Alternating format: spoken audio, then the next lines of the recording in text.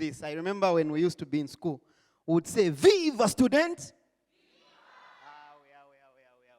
Viva student! Viva future conservationists! That's almost there. That's almost there. But let's do it better so that even the people that are out there can hear us, that we are the future conservationists. Viva future conservationists! Viva future conservationists! Thank you, thank you, thank you. So as earlier being introduced, my name is Dr. Jackson Katampi. I am the coordinator for agriculture and wildlife support for Kansanshi Mine PLC, that is under First Quantum. And I will run you through our presentation this morning with my colleague, Dr. David Squarre, who is the program lead for forestry and wildlife from Kalumbila. We both fall under FQM.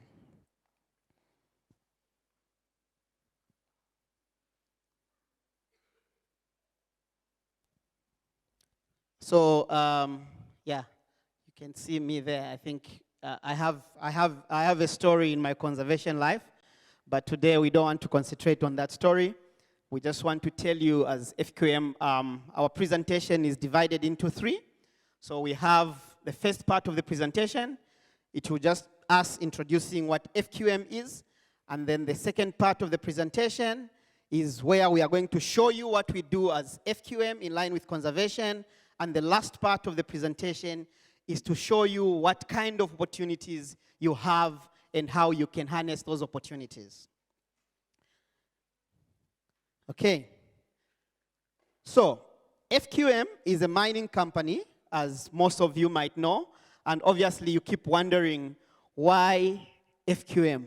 And why is FQM talking about conservation? And this is the myth that we want to kind of close out today and show you guys that besides mining, we actually do a lot with regards to conservation. Is our clicker working? Okay, thank you. So FQM, like I said, it's one of the world's biggest mining companies, concentrating mainly on copper. We mine a lot of copper. And in Zambia, we are operating in Soweto under Kansanshi Mine PLC. And then we also have in Kalumbila FQM Trident. And these 2 wings operate independently, but also reporting to one mother body, which is FQM. With our corporate social investment, which is the department where my colleague and I come from, it is a department that now looks at conservation. And you can see that Trident Foundation Limited and Kansanshi Community Center were established to facilitate the implementation of the corporate social investment around the mine catchment area. So we understand that we have a responsibility as a mine, but we do not want to call it corporate social responsibility. We call it investment because of the budget that we have to support the areas that are around us. And some of our primary objectives as a department is to achieve and sustain the social acceptance to operate. And this is our social license. So we know that without this social license, we cannot operate freely. So we try by all means as a department to maintain that social license. Another objective is to support sustainable livelihood aimed at leaving a positive legacy beyond the mine's lifetime. So, and this is what is very important. Our activities that we implement and our projects that we implement as FQM, we do not just do them there and then. Our focus is to implement projects that will live even beyond us, because we feel we should not concentrate on the now, but instead look for the future. They say that imiti kula empangai. Tefyo. So with FQM, we are so obsessed for the future. And we really want the future to be safe. And that is why you will see in our presentation that most of our projects, if not all of them, they are not just a today kind of project, but they are a project that try to look at what is going to happen beyond the mine's lifetime. Okay, we have, even as we are doing all these projects and implementing them, we have what guides us. Okay, so we do not just operate chpante-pante. We have our guiding values. And these values include facilitating fair, transparent, and equitable distribution of benefits. Okay? That is one of our values, that we try by all means that as we do this, it's fair, it's transparent, and the benefits that are accrued because of the presence of the mine is shared within our catchment area equitably. We also try to promote and illustrate respectful behavior. FQM is one of the mining companies that ensures that we develop a good relationship with the communities and respect the traditional rules, respect the traditional cultures and norms. We do not want to divert anything. So when we come to operate in the area, we first try to understand what rules and norms are in this area, and we try to maintain and respect that. So you will find that in all our areas that we operate in, we have a very good relationship with chiefs, with all traditional leaders, and indeed the communities. We also, one of other values is to effectively manage impacts that are arising from our operations. We understand that our operations have an impact on communities around us. And so when we are doing these operations, when we are mining, we are trying to get these minerals, what we try to do is to, by all means, minimize what we are doing so that the impact that they have is not as gravy as they must. So in short, we try to mine responsibly. That is what we support.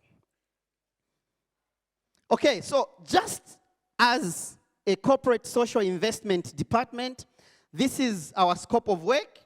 Number one is that we support agriculture. And in this agriculture, our key thing is that we look at climate change, we look at environmental protection. So the kind of agriculture that we promote is actually conservation agriculture.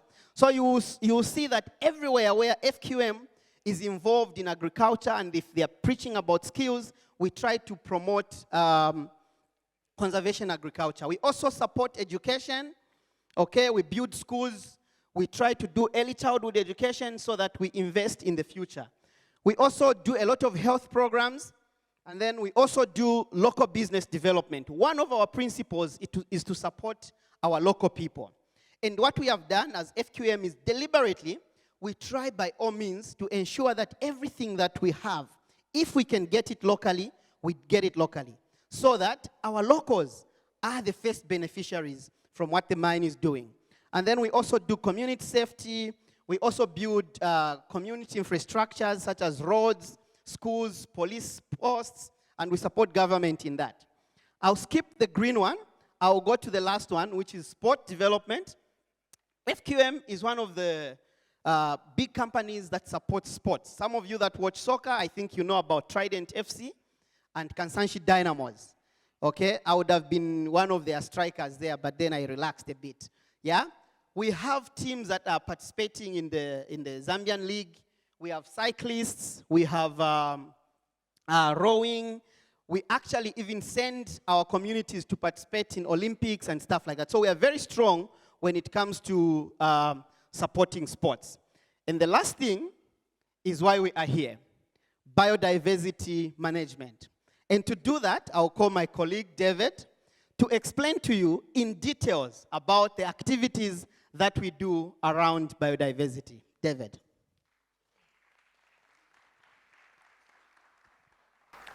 Thank you so much.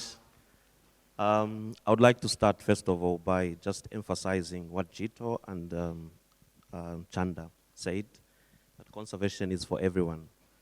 Whether you're an accountant, conservation needs accountants and people to manage finance. Whether you're a teacher, we need conservation education in schools and communities. Whether you're a lawyer, you need to protect communities from exploitation. And I would like to just begin that I came from a non-conservation background. I'm a professional, a veterinary professional. So I entered the conservation space, not with a conservation ecology or knowledge. So I would like to encourage you to also participate. You enter the space and contribute to conservation. Basically, let me just give a little snip of my journey. So when I graduated from veterinary school, I'm a veterinary surgeon by profession. I joined the Zambia Wildlife Authority with no idea. But over time, I learned through the Zambia Wildlife Authority and today the Department of National Parks and Wildlife. And I applied my veterinary skills to enhance conservation by supporting law enforcement, by using my skill to transfer technology that would monitor the entire country head in terms of its migration, but also to enhance the protection of critical species like the black rhino, and also supporting to save vulnerable species that are near to extinction, and the most trafficked, the pangolin. But in addition to that, using my veterinary skills, I have contributed to conservation by supporting investigations and law enforcement, by bringing a skill, a set of skill that would enhance justice for the people that are doing destructive or illegal activities. So there's the skill of forensics that you bring onto the table, the use of DNA to identify species from bushmeat. But now let me not get carried away with my journey. But today we're talking about FQM, First Quantum Minerals. It's a mining company, and its contribution to conservation starts from what they mine.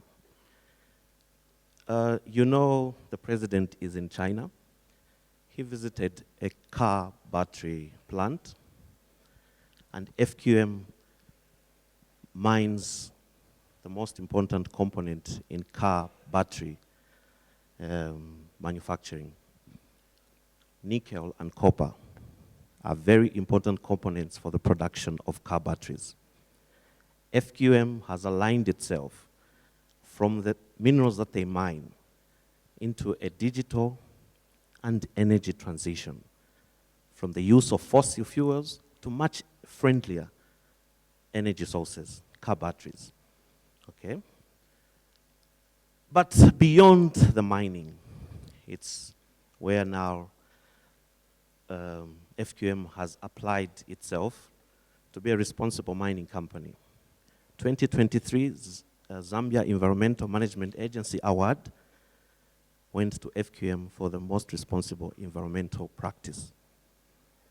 But beyond that, I would just want to spell out several programs that FQM does. So where's my slide? Oh, sorry. Okay, so I'd like to draw your attention to the map. You see the red circle there? That is where FQM Trident is, and that's where the mine is. And just next to the mine, on top, north of it, and south of it, is just adjacent to 2 national forests. But the picture you see in green is the footprint of our conservation efforts.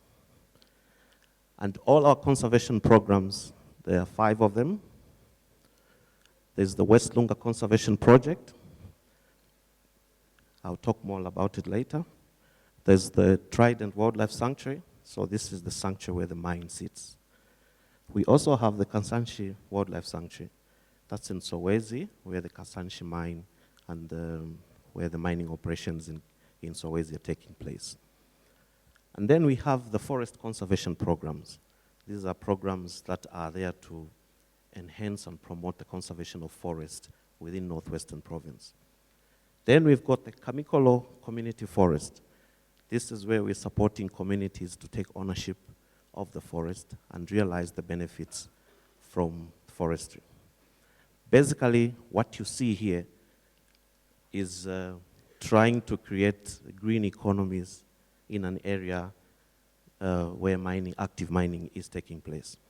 So now you would ask, so how does FQM and mining come into place? And how do you, as a conservation, myself and Jackson, come to FQM? You are probably traitors, because you are conservationists that went to join the big enemy. Well, I'm here to illustrate what we call the mining and biodiversity stewardship model.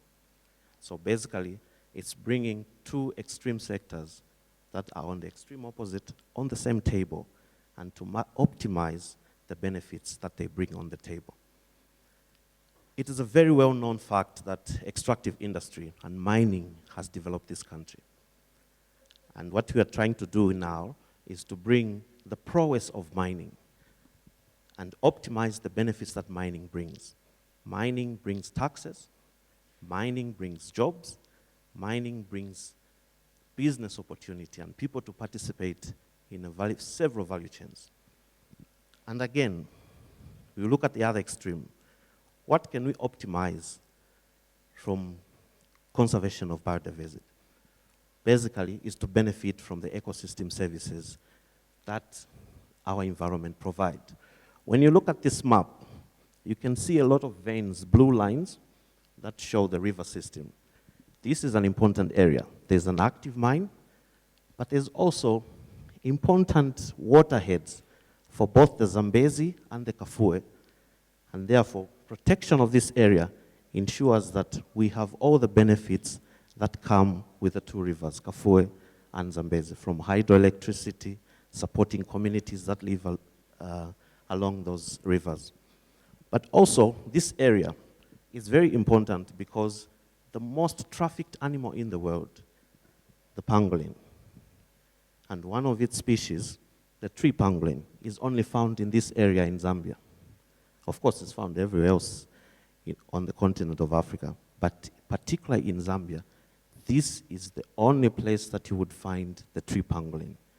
So, by conserving this space and using the investment that comes from mines, we are able to not only protect the environment, but also support communities that live into this space.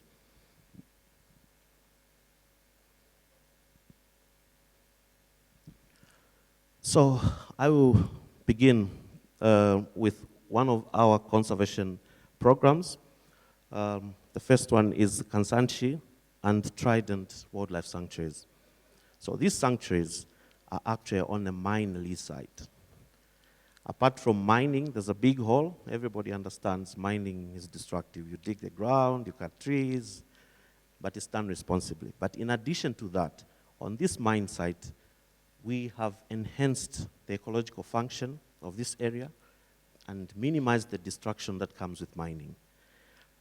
I would tell you that these mine sites host over 3,000 wildlife species that were introduced. And the sites are actually used as a breeding site to support several conservation efforts. When you look at West Lunga is a depleted national park. It does not have animals. Most of the animals that are going into West Lunga right now are coming from animals that are bred on the mine site. And in addition to that, the animals on the mine, we have a narrative that we want to change. On the mine, you have a wildlife reserve, but now we want to switch things and actually call it a wildlife reserve with a mine, so that we actually put conservation, we actually emphasize the efforts of conservation that we are putting in. And in addition to that, this area also serves as sites for community and conservation education. We bring in schools onto the mine site to actually teach them about the importance of conservation. The animals that come from here do not only go to the national parks, they also go to support communities. We have a game ranch which is initiated by the community. It's called the Ntambu Community Game Ranch. The animals that were put onto that as initial capital came from the mine site. And the communities are able to use the wildlife to develop their own economy in their local context. They are building a lodge to attract tourists to stay on the community game ranch. They have put up systems to harvest game meat legally and sell to the community. animals in this area have a cultural connotations, and we are trying to bring back the culture that we are slowly losing by supporting communities to actually thrive with a wildlife economy or a green economy. Maybe I've talked too much about this. Yeah. And then we have a very wide, big, huge project called the West Lunga Conservation Project. The major objective of this is to restore and rehabilitate and protect this ecosystem. As I showed you in the previous slide, all those river systems, they fall in the West Lunga Conservation area. And the protection of those rivers is actually important, as I had earlier illustrated. But what is important is that in this area, we are working with local communities to enhance the conservation benefits. It's not just wildlife. There are also other forest products that come out of these areas. In Northwestern Province, I think if there's anyone here studying fungi, or a biologist studying fungi, you should visit the Northwestern Province, because there's a lot of mushrooms that grow during rainy season. So we're trying to optimize the benefits that the local people can realize from adding value to mushroom, but also because of the forest area that we have, also use honey and beekeeping to support community livelihoods.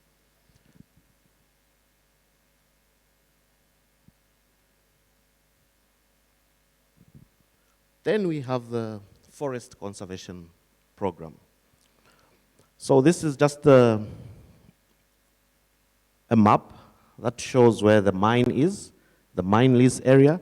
The red dots are actually where the active mining is taking place. But the much greener area on the north and south, those are two national forests. If you go to the Copper Belt today, there's a forest called Mwekera Forest, okay?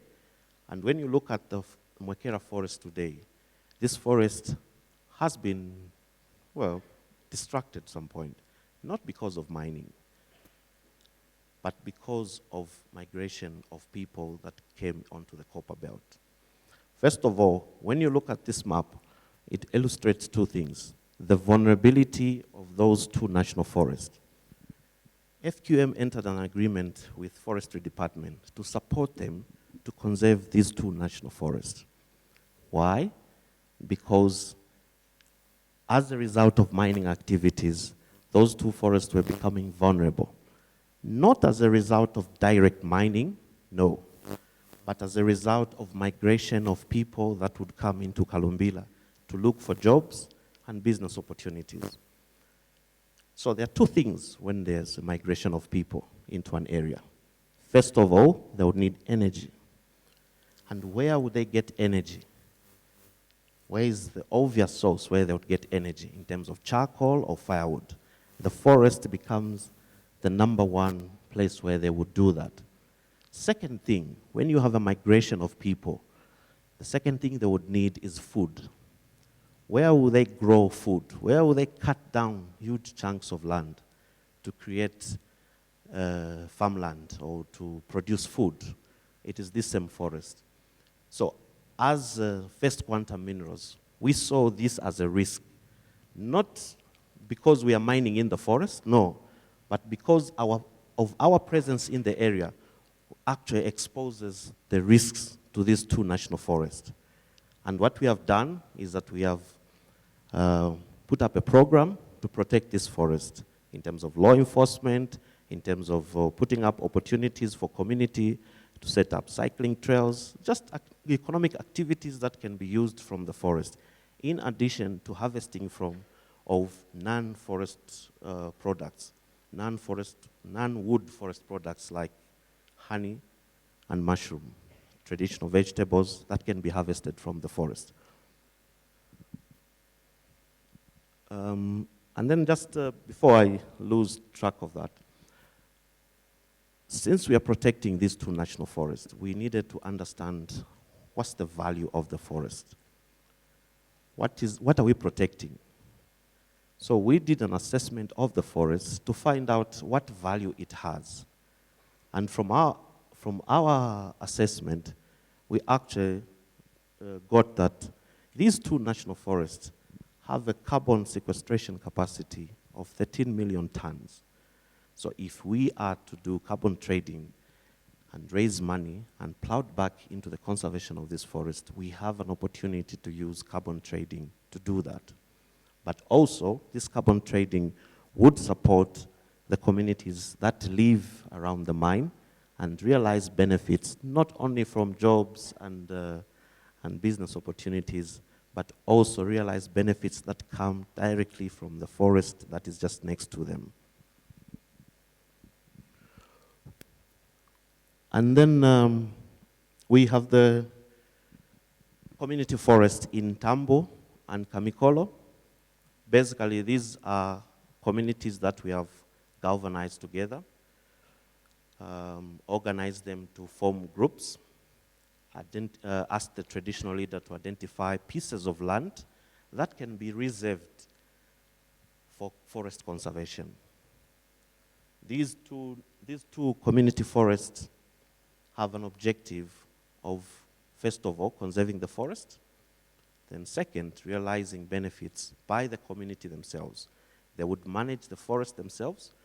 We would initiate them into a proper governance structure that would make it easy for them to realize the benefits, either from the use of non-wood forest products, but also opportunities in carbon trading.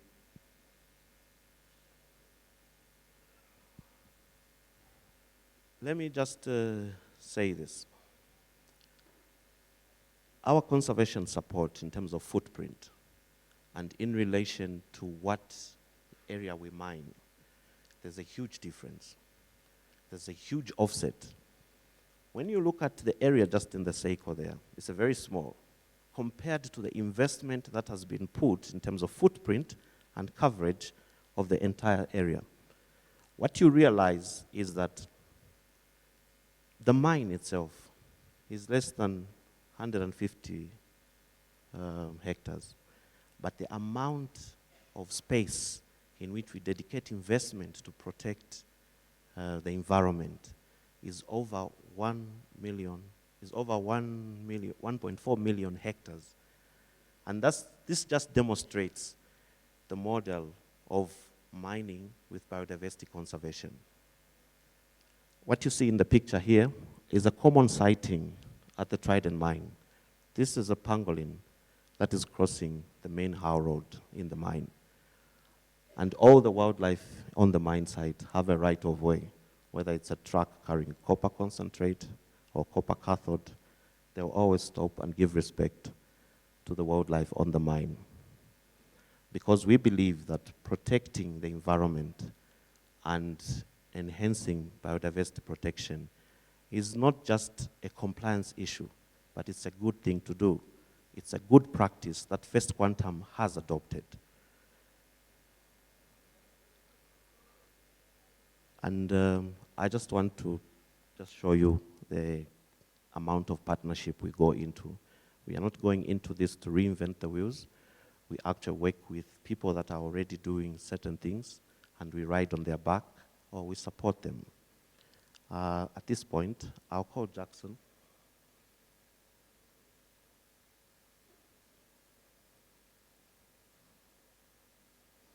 At this point, I'll call Jackson to talk about opportunities for your careers. Thank you.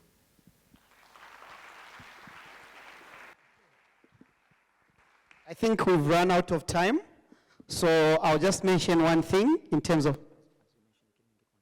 Okay. I think we've run out of time, and I think I'll just mention one thing in terms of career opportunities, which is very important for you guys, and obviously the reason why we are here at the Careers Fair. FQM has a lot of career opportunities for you guys, and as FQM, we do not ask for something. Okay? We are transparent, we have systems that are in place, and that website there, you can go to it. Because of time, please, you can just copy that website.